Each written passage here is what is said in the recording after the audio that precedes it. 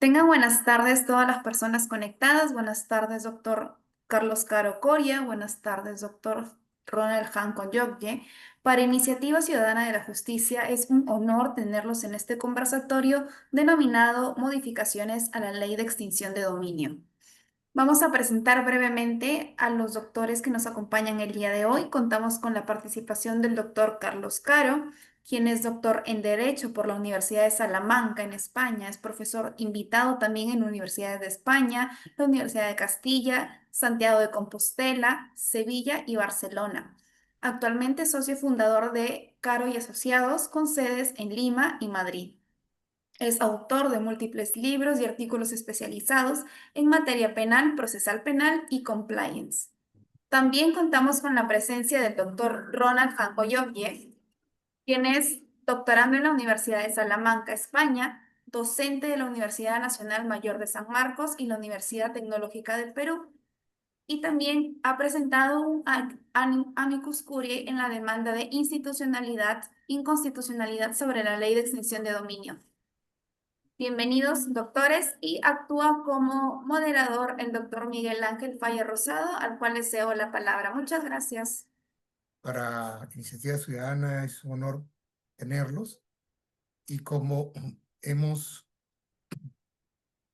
perdón, voy a solucionar un problema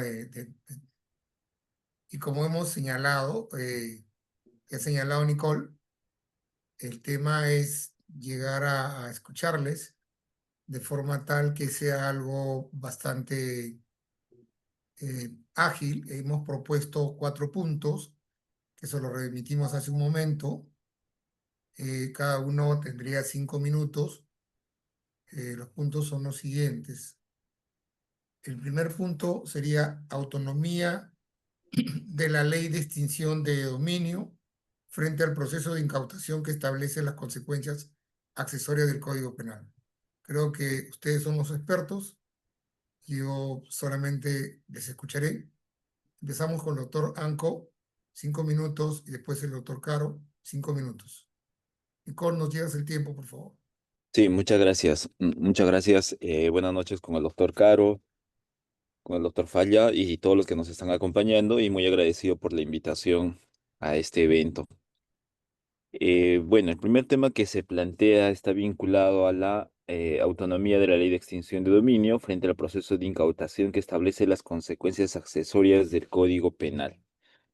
A ver, en principio, la extinción de dominio es una institución jurídica autónoma, así como lo es el delito de lavado de activos, por ejemplo, es una institución jurídica autónoma, de esto ya no cabe discusión, pero en todo caso sí un desarrollo y explicación breve, es autónomo, entre otras cosas, porque tiene su propio bien jurídico, tiene su propio sujeto activo, evidentemente sus propias conductas respecto a el delito que le va a generar ganancias ilícitas. Entonces, eso pasa también con la extinción de dominio. Es autónomo porque además de tener su propio su propio bien jurídico que está vinculado al derecho de la propiedad, también tiene evidentemente sus propios presupuestos de acción, artículo 7 de la ley.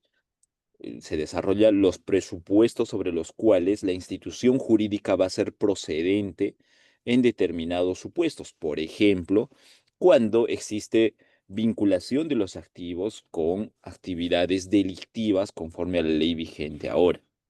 Entonces, eh, desde ese punto de vista, y esto justifica además el por qué frente a un caso puede existir, o podía en todo caso, antes de la modificatoria de la ley, un caso de lavado de activos y un caso de extinción de dominio en paralelo, justamente por esa autonomía que tenía o que tiene la extinción de dominio. Ahora, con la modificatoria, esta autonomía en realidad creo que de alguna manera se ha visto limitada. Esto sería cuestión de cómo lo abordamos, si vemos una autonomía sustantiva, una autonomía procesal, pero en todo caso, lo cierto y concreto es que con la modificatoria, con la ley, pues esa autonomía se ha establecido en realidad bajo una dependencia. La exigencia de sentencia en determinados delitos, por ejemplo, delitos de corrupción, y la no exigencia de sentencia en delitos vinculados a criminalidad organizada, por ejemplo. Pero la autonomía, de alguna manera, se mantiene por lo menos una autonomía procesal respecto a que tiene su propio ámbito jurídico, sustantivo y procesal. Ahora, eh, la premisa dice frente al proceso de incautación y las consecuencias accesorias. Sí, totalmente su autonomía se mantiene por la sencilla razón de que las consecuencias accesorias contenidas en el artículo 105 del Código Penal son aquellas consecuencias que se derivan producto de la comisión de un delito frente a la peligrosidad que pueda presentar concretamente, por ejemplo, una persona jurídica. Entonces, ya en ese ámbito tenemos las consecuencias accesorias o la responsabilidad autónoma, por ejemplo, de una persona jurídica. La extinción de dominio ahí podría entrar a tallar. La respuesta sigue siendo positiva en la medida que el decomiso no haya hecho su trabajo. Por eso es que el artículo 102, 105 son excluyentes. Por ejemplo, o hay decomiso o hay extinción de dominio. Esas sí son excluyentes. No puede existir ambas a la par. Lo que ha pasado, y con esto termino esta primera parte, lo que ha pasado es que en la realidad la extinción de dominio creció tanto en nuestro país estos últimos años, se fortaleció tanto, pero no se fortaleció por una interpretación correcta o adecuada. Se fortaleció por arbitrariedades, se fortaleció por estadística y ahí empezó la desnaturalización de la extinción de dominio.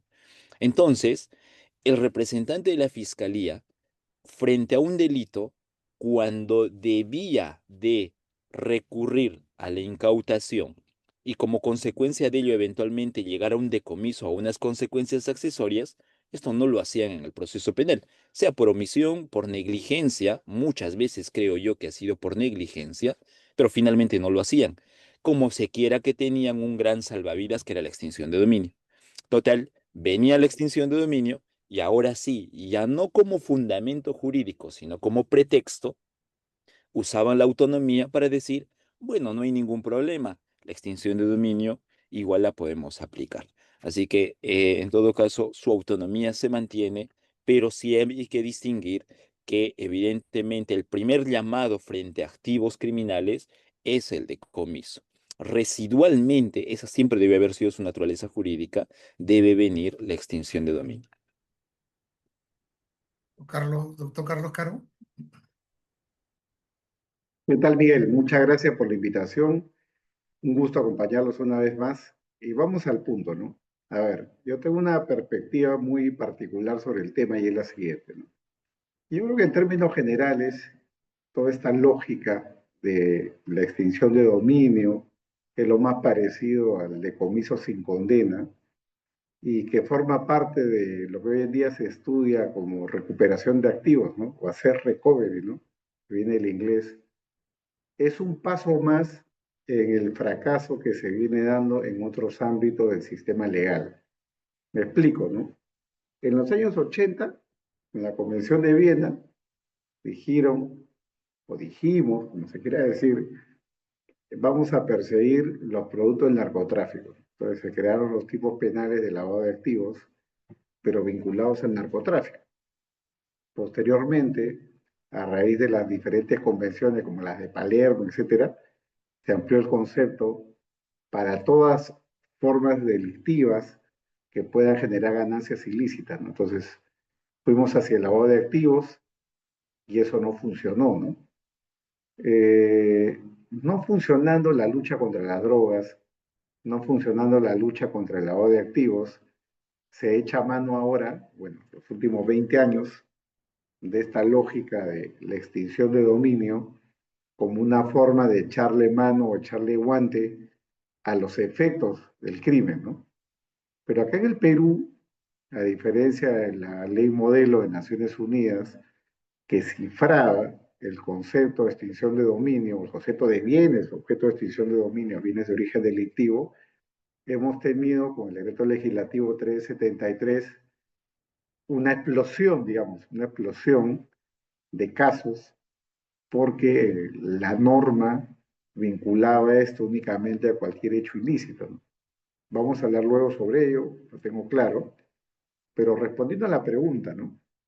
Ya con las modificaciones legales y con la sentencia del Tribunal Constitucional, en cierto modo se ha ordenado en algo la situación, ¿no? Porque si el delito tiene que ser la base, tanto para un proceso penal como para un proceso de extinción de dominio, y hay algunas reglas de exclusión allí con las modificatorias porque se requiere sentencia condenatoria como regla general, salvo en determinados delitos como extorsión, etcétera.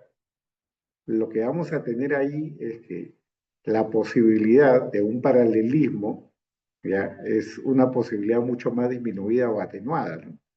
Yo soy de los que siempre he creído que la extinción de dominio no debía ser autónoma, que esa autonomía era inconstitucional, porque nos podía llevar a temas de bis in idem, ¿no? Por un lado, podías tener tú al juez penal embargando, al juez penal inhibiendo, al juez penal incautando, al juez penal finalmente decomisando con la sentencia final, y lo mismo, exactamente lo mismo, al juez de extinción de dominio, ¿no? Entonces, te muerde la cola, un paralelismo que desde mi punto de vista era producto de este desorden que existía a nivel de la legislación, una atrofia, ¿no? Una hipertrofia.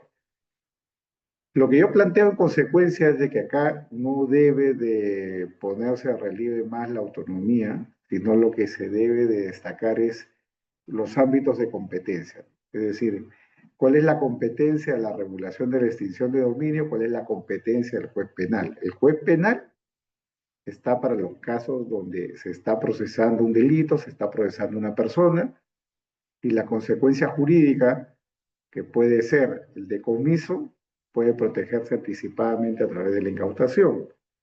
Mientras que la extinción de dominio, conforme a la comprensión actual y conforme a la regulación actual, debe de darse únicamente para casos donde ya hay una sentencia condenatoria, salvo estas excepciones donde el paralelismo se va a mantener y donde yo creo que el problema subsiste, ¿no? Y ahí yo creo que hay que ser muy claro.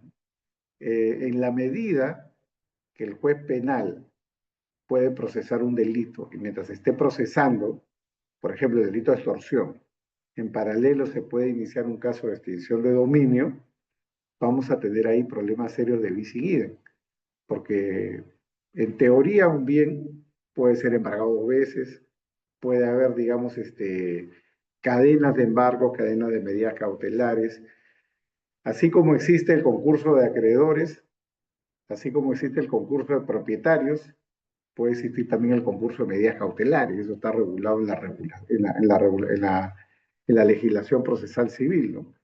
Y tiene preeminencia la primera que se ejecuta en el tiempo, ¿no?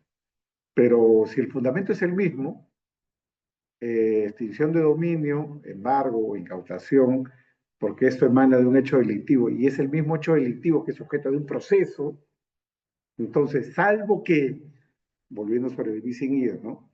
Que exista diferencia de fundamento o diferencia de personas, entonces ese paralelismo, esa duplicación no debería de darse. Hasta ahí llego por ahora, gracias. Gracias. El segundo tema es temporalidad de la extinción de dominio.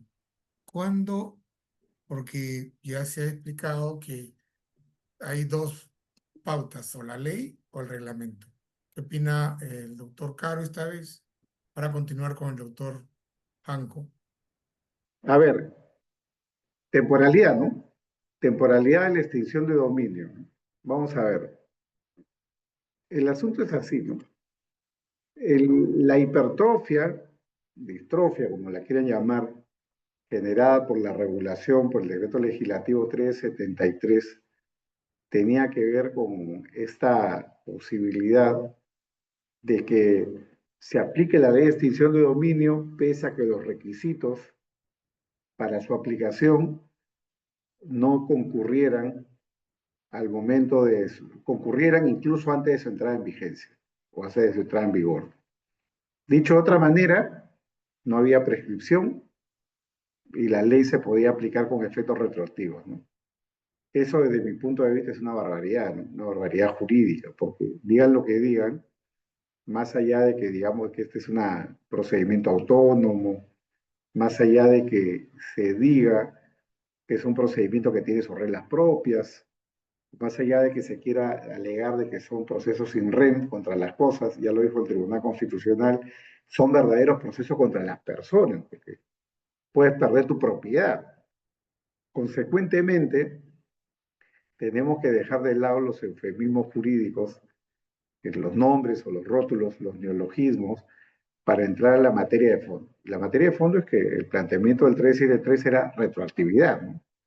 Retroactividad, no importa en el tiempo, no hay seguridad jurídica, te puedo romper en el tiempo cualquier transferencia de propiedad si es que había alguna sospecha. Y por eso es que hemos visto casos de terror para mí de los años 2000 o incluso de los años 90, donde se ha aplicado extinción de dominio, porque la ley dice que aunque la ley no estuviera vigente, pero sus requisitos estaban presentes, entonces podía aplicarse esto sin ningún problema. El Tribunal Constitucional ya zanjó la cuestión. Solamente se puede aplicar la ley de extinción de dominio para los hechos posteriores a su entrada en vigencia, ¿no? Ojo, si es que hay hechos donde la entrada en vigor de la ley concuerda con la regulación anterior, evidentemente estamos hablando de una regulación que se va trasuntando en el tiempo, pero por similitud, ¿no? Es decir, habrá habido cambio formal de la ley, pero no cambio material, ¿no? Para poner un ejemplo, ¿no? Si es que se venía persiguiendo bajo extinción de dominio algo que podía considerarse un hecho delictivo, suscitado, qué sé yo, en el año 2013, cuando estaba en vigencia el decreto legislativo 1104, eso puede seguirse persiguiendo actualmente bajo el 373 sin ningún problema, y eso no implica ultraactividad, sino no ha habido cambio sustancial. La ley se mantiene, ¿no? Habrá cambiado el artículo, habrá cambiado el número, pero se mantiene. Pero lo que no se puede aceptar es de que las nuevas exigencias de la ley puedan aplicarse hacia el pasado, y eso es algo que ya el Tribunal Constitucional ha, digamos, abortado dentro del sistema legal. Franco, sobre la temporalidad de la aplicación de la ley. Sí, muchas gracias. A ver, esto en realidad es, como ya lo dijo el doctor Caro, creo que ahí la respuesta es muy sencilla. Evidentemente, esa temporalidad, si nosotros, por ejemplo, hablamos en estricto de la vinculación al derecho penal, la temporalidad siempre está vinculada a la prescripción, a la prescriptibilidad, esto es, al plazo. Si hablamos del derecho procesal penal, en estricto vamos a vincularlo a ese derecho a garantía a plazo razonable, evidentemente. Y cuando hablamos de vigencia de normas, esa temporalidad justamente está arraigada a la presencia o existencia o no de retroactividad o no. Y en el caso de la extinción de dominio, aun cuando la respuesta de sí es sencilla, evidentemente no se podría justificar de ninguna manera cómo es que una ley se retrotraiga en el tiempo. Y acá nació esto que el Tribunal Constitucional ha calificado como un eufemismo, al decir, a ver, retrospectividad es simplemente un eufemismo de retroactividad. Lo que existe propiamente es la retroactividad, no este eufemismo calificado como retrospectividad. Sin embargo, sin ánimo de ser defensor de esta naturaleza, porque, a ver, entiéndase o aclárese en todo caso, que en el amicus curiae que presenté sobre el tema de justamente la constitucionalidad de la institución jurídica fue esa, no de la ley, no en el sentido de que todo estaba perfecto, sino en el sentido de que la institución jurídica, con el fundamento de hacer frente a patrimonio criminal, evidentemente era válido, pero que había que moderar muchas cosas, por supuesto, y una de esas ha sido este fundamento de la retrospectividad calificado, repito, como eufemismo por el Tribunal Constitucional. Pero decía, vamos a no intentar justificar, pero sí comprender de cuál fue esa razón de ser de la retrospectividad. La razón de ser se ancla en dos fundamentos. Primero, porque siempre había que definir la naturaleza jurídica de la extinción de dominio. Y yo soy muy crítico en esta sentencia, obviamente hay cosas por elogiar, pero soy muy crítico en el ámbito de lo que no hizo y debió haber hecho el Tribunal Constitucional. Y algo que no hizo fue determinar la naturaleza jurídica de la extinción de dominio. No nos ha dicho si su naturaleza jurídica es constitucional, penal, aun cuando esto de ninguna manera, pero igual no nos ha dicho. Y esto pasa porque evidentemente este decomiso sin condena está vinculado justamente a este decomiso civil y por eso nace su autonomía. Y por tanto, a partir de esa autonomía, es que no se ancla en algún artículo del Código Penal, sino se ancla específicamente, si quieren, por materializar un artículo concreto, en el artículo 140 del Código Civil. Y una de las finalidades por excelencia del 140 del Código Civil es, un acto jurídico es válido siempre que, entre otras cosas, pues la finalidad sea lícita. Entonces, a partir de ahí es como se cuestiona, por ejemplo, en el ámbito civil, la validez de un acto jurídico. Entonces, creo que eso no se desarrolló bien, creo que es un aspecto además que no solamente no se ha desarrollado en nuestro país, creo que todavía no lo hemos comprendido muy bien porque, repito, pues los operadores simplemente se han dedicado a tratar de mostrar que esta es una institución jurídica eminentemente eficientista más que tener fundamentos y razones jurídicas de naturaleza sustantiva y procesal. Eso como primer fundamento. Y como segundo fundamento, efectivamente, el artículo 103 siempre ha sido muy claro, ¿no? Se retrotrae en la medida que sea favorable. Pero lo que pasa es que, y eso sí tiene la razón el Tribunal Constitucional, claro, no hemos hecho una modificatoria en ese sentido a la Constitución y por tanto ese análisis carecería en todo caso de alguna justificación o fundamento constitucional. Entonces, ese es un tema, creo yo, que todavía hay que trabajarlo, hay que desarrollarlo sin perjuicio de que ya el Tribunal Constitucional estableció lo que debe de entenderse por la retroactividad, calificando a la retrospectividad como eufemismo. Muchas gracias. Gracias, doctor Anco, para mantener el mismo orden. El tercer punto ya, eficacia de la extinción frente a otras herramientas patrimoniales. Sí, muchas gracias. A ver, este es un tema muy interesante. Particularmente me gusta mucho cuando tenemos que analizar la eficacia de la extinción versus otras instituciones jurídicas por lo siguiente. Vamos a empezar a equiparar y entrar en materia para que los 5 minutos sean suficientes. Por ejemplo, extinción de dominio y lavado de activos. ¿Ambos buscan lo mismo? ¿Ambos tienen la misma finalidad? La respuesta es no. El lavado de activos, como se quiera que finalmente es derecho penal al final de cuentas, pues lo que busca es la responsabilidad penal del agente delito. Evidentemente, el escenario penal tiene la posibilidad de ir tras los activos ilícitos, por supuesto. Ya lo hemos dicho, mediante la incautación, medida de coerción, que va a dar lugar posteriormente al decomiso.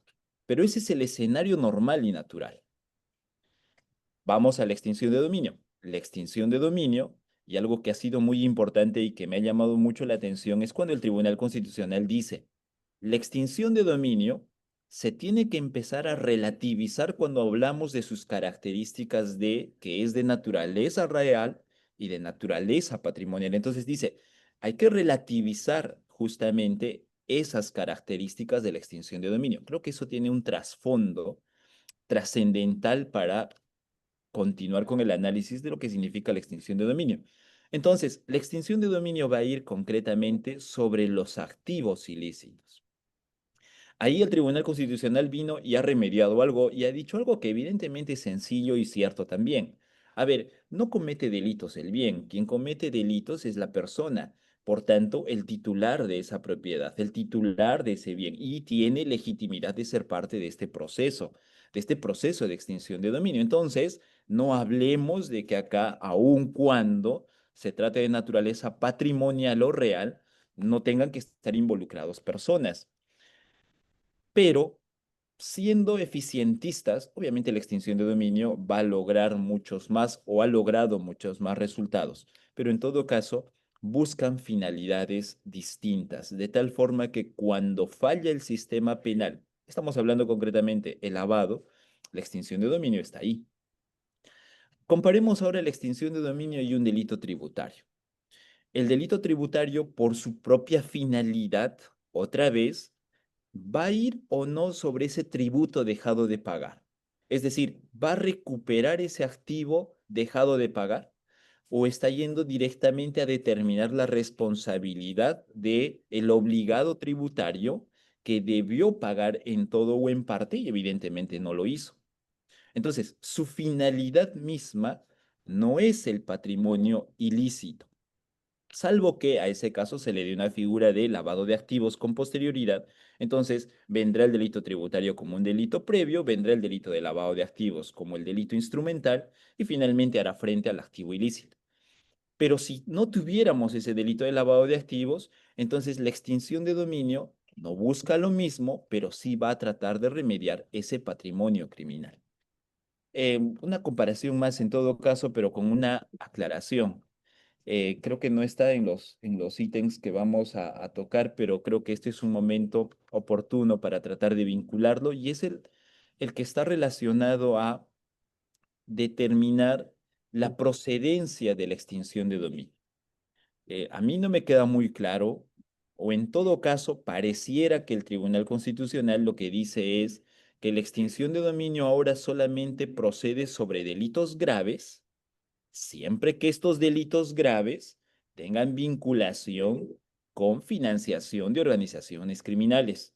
Palabras más menos, matices más menos, siempre que el delito grave lo que haga es proveer de patrimonio ilícito a la organización criminal. Así que, en términos sencillos, parece que lo está cerrando ya no solo a delitos graves, repito, sino además que haya sido cometido para financiar a la organización criminal. Es decir, si es que una persona, comete un delito grave, como se quiera que no haya una organización criminal que patrocinar económicamente, entiéndase ilícitamente, entonces ahí pareciera que el Tribunal Constitucional le ha cerrado la puerta. Eso, yo creo que el Tribunal Constitucional no ha sido muy claro, no ha sido muy contundente, creo que ha ido a medias tintas, porque hay fundamentos donde parece que sí, y hay fundamentos donde parece que no. Veremos cómo se va a ir aplicando esto en la práctica y ahí viene seguramente un conflicto cuando tengamos que analizar la extinción de dominio y el delito de organización criminal, por ejemplo. Dado el tiempo y respetuoso del mismo, termino acá. Gracias, doctor. Carlos, por favor. Sí, bueno, hablar de la eficacia de la regulación en materia de extinción de dominio implica hacer un poco de historia, ¿no? Pensemos en el principio. En los años 2000, cuando se instala la primera ley de extinción de dominio en la época de Alan García, esta era prácticamente ineficaz, ¿no? Porque establecía un ámbito de diferenciación más o menos clara frente a lo que significaban los procesos penales, ¿no? Entonces, mientras no hubiera concluido el proceso penal o mientras el proceso penal no hubiera fracasado, entonces la extinción de dominio no podía activarse. Pese a que se modificó al año siguiente la regulación, igual la ley no levantó vuelo, por decirlo de alguna manera. Entonces, la eficacia de la ley en este primer periodo, el decreto legislativo que aprobó el gobierno de Alan García, hasta el 1104 de Humala, fue muy limitada, ¿no? Algo parecido pasó con el 1104, ¿no? Porque cuando en la época de Ollanta se aprueba este decreto legislativo 1104, teníamos una ley que estaba cerrada al hecho delictivo.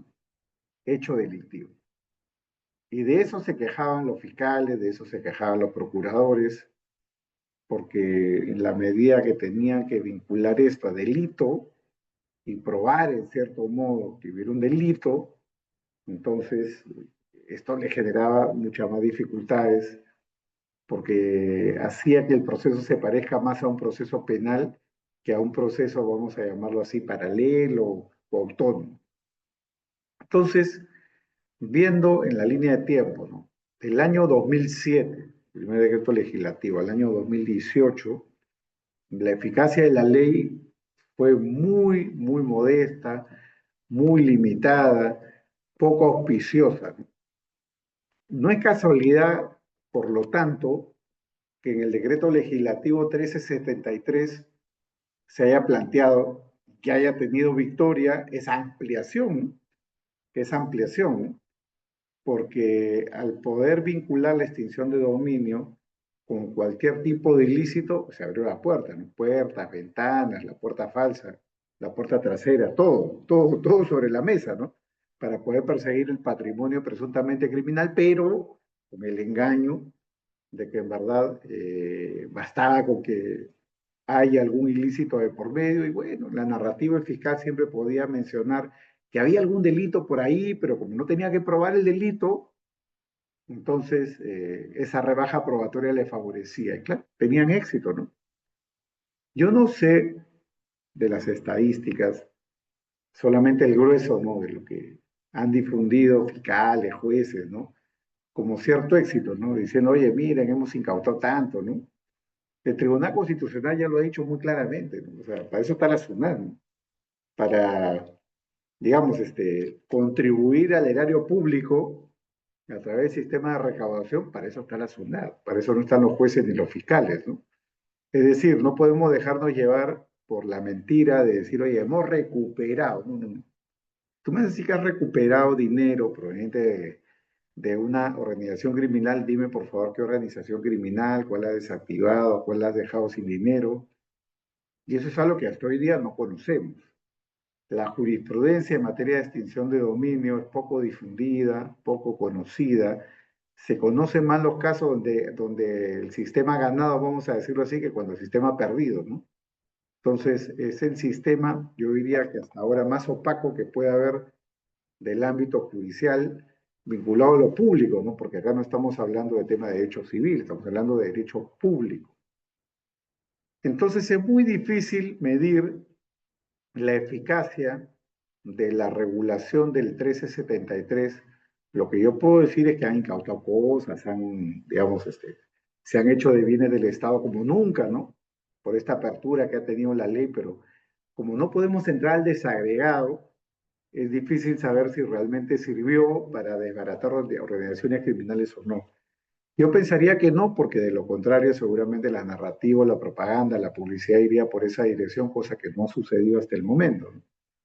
Entonces, tengo la impresión, y esto es no es una afirmación, sino como digo, una afirmación empírica, en todo caso, de que la ley no ha sido eficaz frente a la lucha del crimen, contra el crimen. O sea, la ley lo que ha sido es eficaz para quitarle sus bienes a algunos ciudadanos, empresarios, de mayor, menor o mediana entidad, pero dudo mucho de que la ley ha sido verdaderamente eficaz en la lucha contra la criminalidad, ¿no? Más aún con esa apertura que ha tenido la regulación hasta el cambio legislativo y más aún con la sentencia del Tribunal Constitucional. Pero ya dejando de lado la ley y dejando de lado la experiencia propiamente local, yo creo, Miguel, que estamos ante un escenario más del fracaso de la lucha contra estas formas de criminalidad, ¿no? La criminalidad está 50 pasos por delante, ¿no? Entonces, hoy en día estamos en la etapa 3, ¿no? La etapa 1, persigamos el narcotráfico. La etapa 2, persigamos el lavado de activos. Muy bien. Han fracasado ambos, ahora nos vamos a la rebaja probatoria, ¿no? Muy bien. Decomiso sin condena, extinción de dominio, hacer recovery, ¿no? Recuperación de activos, ¿no? Todo con la finalidad de luchar contra, ¿no? Pero sinceramente no veo yo de que este sea el camino correcto para poder privar a las organizaciones criminales del patrimonio, ¿no? El patrimonio criminal que les permita reinventarse, reinvertirse, resilientes, no lo veo, ¿no? Seguir muy lejos. ¿Cuántos casos de extinción de dominio tiene el sistema? En Patás, por ejemplo.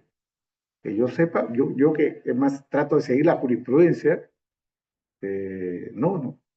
Lo que veo son casos de extinción de dominio vinculado a la minería ilegal, pero cuando han tratado de llevarse un lingote por el aeropuerto, porque incautó la SUNAT, pero Que hayan ido los fiscales de extinción de dominio a meterse a patadas, a meterse a Ica, a meterse a la selva, madre de Dios, no lo veo, ¿no? Entonces, creo que ahí tenemos un déficit gravísimo de actuación fiscal. Ojo, los fiscales tampoco son superhéroes, ¿no? Y por esa zona seguramente es muy peligroso, pero a lo que voy es a que mientras más o menos vemos dónde están los efectos de la criminalidad, me refiero a efectos, bienes, ¿no? Ganancias, y Patás es un buen ejemplo. Vemos a los fiscales y a los jueces sacándole lustre a unas cifras que no están vinculadas a esos casos graves. Entonces, dudo mucho, y esa es mi conclusión, de la eficacia de las normas de extinción de dominio y peor aún, como se han venido aplicando acá en el Perú hasta el momento. Gracias, Carlos. Mira, queremos cerrar esta primera parte para después abrir una estación de preguntas que lo pueden hacer por escrito con este último punto. Después del pronunciamiento del TC, creo que se allana el camino para una nueva norma legislativa que respete los principios constitucionales. ¿Qué elementos esenciales debería contener esa nueva legislación? Ahora empezamos con el doctor Anco, 5 minutos, y después el profesor Carlos Caro. Sí, bueno, en realidad ahora hay que trabajar sobre la ley vigente. La ley vigente es la 32.32.6. Y esta ley vigente lo que ha hecho indirectamente, bueno, en realidad indirectamente yo creo que el Tribunal Constitucional ha legitimado la ley 32.326. Dicho sea de paso, a manera de un comentario, y yo creo que esto es una crónica de una muerte anunciada sobre la demanda de inconstitucionalidad presentada por el Ministerio Público respecto a esta ley, porque ya el Tribunal Constitucional nos ha dicho que solamente la extinción es procedente para delitos graves vinculados a criminalidad organizada. Y la ley 32.326 justamente habla de que es procedente respecto a actividades delictivas. En todo caso, seguramente si es que el Tribunal Constitucional va a desarrollar algo, y este seguramente es el único tema sustancial, es la exigencia, si es que es correcto o no, la exigencia de esa demanda, o perdón, de esa sentencia previa para proceder, por ejemplo, en casos de corrupción, sobre la extinción, y en casos de lavado, no, por ejemplo, ¿no? Entonces, bajo esa lógica, creo que lo que hay que hacer o lo que queda ahora es aplicar de manera correcta la ley vigente. Es más, yo me atrevo a señalar de que la ley anterior, el decreto legislativo 1373, en realidad, evidentemente, pues no hay norma perfecta, pero no era una norma mala. El problema fuimos los operadores. El artículo 2.9, por ejemplo, del cual se ha hablado tanto, que contiene la inversión de la carga de la prueba, no es un artículo malo. El artículo no dice que solamente la defensa o solamente el requerido tiene que probar y que la fiscalía cumple con generar duda. Eso no lo dice. Pero el problema no ha sido la norma, el problema ha sido operadores. Los operadores hemos sido el problema. El fiscal porque se acostumbró solamente a generar duda en los procesos de extinción de dominio. La defensa porque no entendía muy bien que esto no era derecho penal, entonces no había que hablar de presunción de inocencia, entre otros fundamentos propios del proceso penal. Y el juez que simplemente interpretó que el artículo 2.9 significaba que como él no lo acreditó, entonces es procedente. Otro gran problema fue no comprender ese título preliminar. El título preliminar también es clarísimo. ¿Cómo se debe de aplicar la extinción de dominio? Y el artículo 1 es sustancial, porque los 7 presupuestos, se sobreentiende, de procedencia de la extinción de dominio, en todos lo que exige la norma es siempre conexión con una actividad ahora delictiva. Eso es lo que no han entendido los operadores. Es como en un caso de lavado. Yo no puedo sentenciar a un presunto lavador de activos si yo no he circunstanciado el delito previo, si yo no he conectado esos activos ilícitos con el delito previo. Si yo no he hecho esa conexión justamente, no solo me bastaba decir incremento patrimonial injustificado, sino la conexión con esa actividad económica o con esa actividad delictiva previa. Y eso es lo que no ha entendido el operador, porque en todos los presupuestos de extinción de dominio, eso es lo que había que hacer. Había que conectar con esta actividad ahora delictiva con la modificatoria. Entonces, el problema ya no pasa por leyes, el problema pasa por operadores, el problema pasa porque ahora corrijamos justamente ese tema y que también de alguna manera, pues con el mayor de los respetos, por si hay alguien del Poder Judicial, pues con el mayor de los respetos asuma que el Tribunal Constitucional ha jalado las orejas y entre otras cosas, porque no era posible, por ejemplo, que cuando se modificó la ley, entendemos que la fiscalía salga a reclamar con su estadística, porque al final de cuentas es una parte, tiene un interés, tiene una pretensión, pero no era concebible que el Poder Judicial haga lo propio y salga con sus estadísticas, como si el eficientismo, como si los números representarían la legitimidad de una institución jurídica. Entonces, yo creo que ya no hay que descubrir más fórmulas, creo que hay que aplicar la ley que existe de manera correcta. Queda todavía como tema pendiente la correcta interpretación de la buena fe, pero no pretendamos descubrir tampoco la buena fe para la extinción de dominio. Simplemente esa extinción de dominio, perdón, esa buena fe que se aplica en el ámbito jurídico civil. Tenemos que aplicarlo justamente de esa manera para no desnaturalizarla como se ha venido dando en los casos de extinción de dominio. Muchas gracias, doctor Janco. Doctor Caro. Sí, yo lo que creo es que la ley lamentablemente está parchada.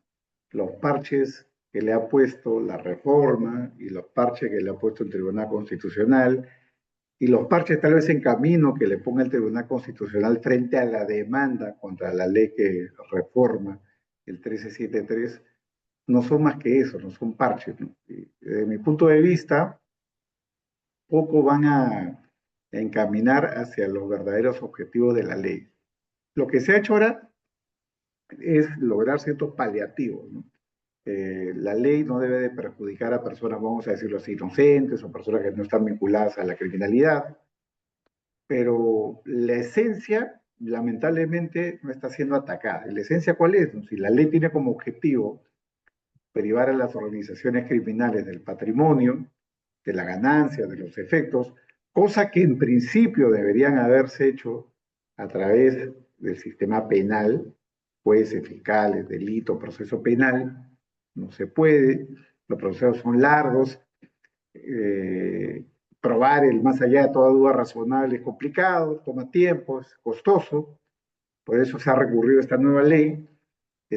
No vemos de que la ley, digamos, pueda tener un efecto, digamos, sostenible a largo plazo bajo esas condiciones, ¿no?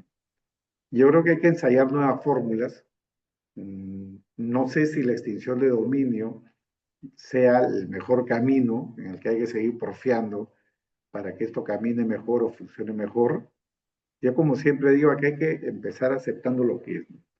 Esta es una norma de sanción. Los defensores de las normas sobre extinción de dominio se esfuerzan mucho en decir lo contrario. Dicen, esto no es sanción, esto es una consecuencia civil, pero al final es como una sanción.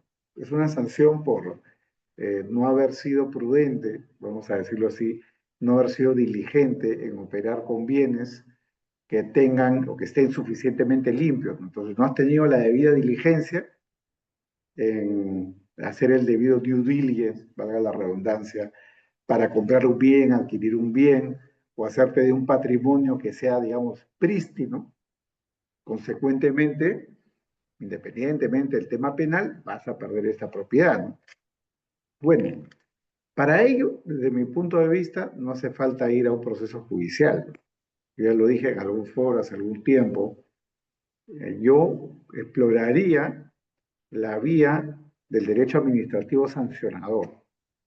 Es decir, no necesitamos un procurador, o sea, basta un fiscal, ¿no? Si hay un fiscal de extinción de dominio persiguiendo el caso por cuenta del Estado, ¿para qué un procurador? ¿Para qué aumentar costos y hacer más engorroso el proceso, ¿no? ¿Necesitamos jueces para esto? Tampoco, ¿no? Este es un tema que si realmente está vinculado, en efecto, solo al patrimonio y un patrimonio que puede tener conexión con organizaciones criminales, vamos al derecho administrativo sancionador. Que esto puede tener sus correctivos a través de un contencioso administrativo, sí, seguro, ¿no? Ahí entrarán a tallar los jueces, ¿no? Entonces yo creo que hay que buscar una fórmula que sea más acorde con la realidad nacional. Acá los focos de criminalidad están muy identificados, digamos, el narcotráfico. El Perú es el segundo país que exporta coca. El Perú es uno de los países que está a la cabeza de la minería ilegal. Son los dos grandes males de estos tiempos, y todas las otras formas de criminalidad mueven menos dinero, ¿no? Entonces, si realmente hay que perseguir los efectos del crimen, la hoja de ruta está clara, ¿no? Narcotráfico y minería ilegal son las dos formas de criminalidad que hoy en día generan más ganancias, ¿no? Y yo creo que eso es algo que el Estado puede atacar mejor del Poder Ejecutivo, desde entes administrativos, que a través del sistema judicial. Hay una pregunta en redes que dice, ¿cuál sería el fundamento para la exigencia de una sentencia en ciertos delitos y no en delitos de crimen organizado? Les corro traslado a los dos expositores. Bueno, entiendo un poco, doctor, que está vinculado pues a justificar por qué en algunos sí se exige sentencia y por qué en otros no se exige sentencia, ¿no? Desde mi perspectiva, evidentemente, pues la respuesta es sencilla, bueno, eso no me corresponde justificar, sino al legislador que se le ocurrió la idea esta de hacer esta diferenciación de extinción de dominio con sentencia y sin sentencia. Pero en todo caso, sí puedo dar un detalle. Si nosotros vamos a la legislación comparada, y Gafi, por ejemplo, tiene un informe muy interesante sobre la institución jurídica de la extinción de dominio en Latinoamérica, no hay ninguno de los 13 ya países que tienen la extinción de dominio donde se haga esta diferenciación. El Perú es el primero y el único hasta este momento donde se hace esta diferenciación, en la cual en algunos se exige sentencia y en algunas no se exige sentencia. Ese es un tema muy singular. Aprovechando, digamos, una singularidad, otra segunda singularidad es ahora ese estándar que se va a exigir para la sentencia, ¿no? Que bueno, eso es otro tema, pero en todo caso, siguiendo un poco el razonamiento del Tribunal Constitucional, se sobreentiende que el fundamento, ya seguramente el TC cuando se pronuncie sobre esto, simplemente debe ser, eso no es un delito grave y está vinculado o no al financiamiento de una organización criminal. Entonces, ese debería de ser el razonamiento, seguramente cuando el Tribunal Constitucional se pronuncie sobre la demanda de inconstitucionalidad o no presentada por el Ministerio Público. Bien, ya no tenemos más preguntas, Cristian y Nicole.